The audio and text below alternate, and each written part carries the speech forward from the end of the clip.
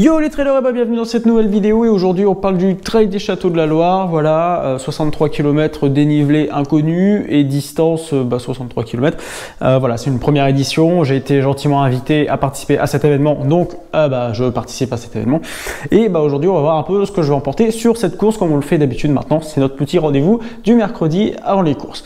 Alors on commence tout de suite par la météo, c'est notre classique. Voilà, qu'est-ce qui va se passer samedi 6, pluie éparse, rafale 10 km/h. Bon, voilà, écoutez, c'est de la pluie éparse. Normalement, 14 h, on ne sera pas tout à fait arrivé, mais bon, derrière, ça va. 14 degrés, 4 au matin, bon, ça devrait aller. Puis on va être abrité, on va être beaucoup dans la forêt, tout ça, ça devrait bien se passer. Ensuite, niveau des ravitaillements, donc voilà, on a 4 ravitaux plus celui de l'arrivée. Donc on a du 14, 17, 15, 17. Alors voilà, c'est un trail assez roulant, donc normalement, ça ne va pas vraiment poser de problème en termes alimentaires. Et voilà, bon, après à voir comment ça va être fourni.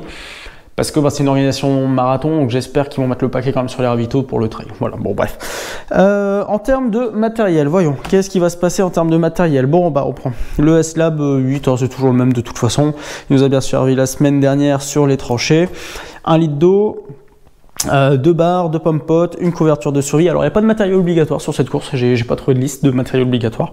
Donc voilà, j'ai quand même pris une couverture de survie qui est le minimum pour moi à prendre quand on part au trail.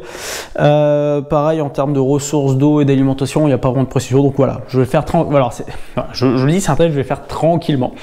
Donc voilà, je vais vraiment aller doucement parce que on en parle après. Après, bon, short, t-shirt. Des manchettes du coup, un tour de cou et un coupe-vent parce que exactement comme la semaine dernière, c'est de la pluie éparse, il va y avoir un peu de vent, donc voilà, pour moi ce sera amplement suffisant étant donné qu'il va faire 14 degrés derrière, de prendre un coupe-vent parce que voilà, on va pas avoir froid et puis ça devrait bien se passer, on peut soit dans la forêt, donc voilà, ça devrait aller.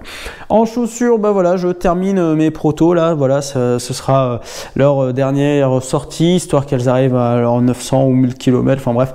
Donc voilà, pour finir du test de ces chaussures.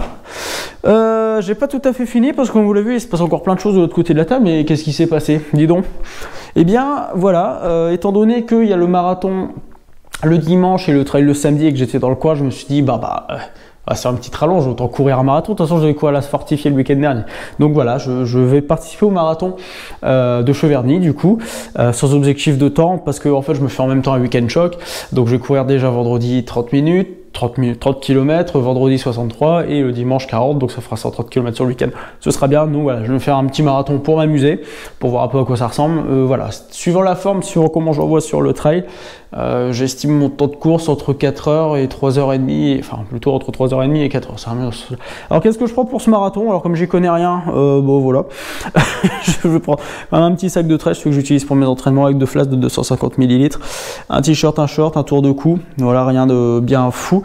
Parce que la météo du lendemain elle est assez sympathique. Voilà, on est à peu près dans les mêmes gammes de température que la veille et il devrait faire du soleil et voilà, il n'y a pas de pluie prévue pour ça. Puis c'est 2 boucles de 20 km, donc voilà, je suis pas forcément inquiet. Une petite paire de chaussettes des plus classiques et puis là j'ai 2 Kalenji SD, je sais plus de quelle année, mais c'est pas des toutes jeunes, hein, elles ont... Ouais. Enfin bon, c'est ce que j'ai utilisé pour commencer ma prépa marathon en début d'année. Bon voilà ce que je peux vous raconter sur ce sac de trail, voilà, et puis je vous dis à très bientôt dans une prochaine vidéo. Ciao.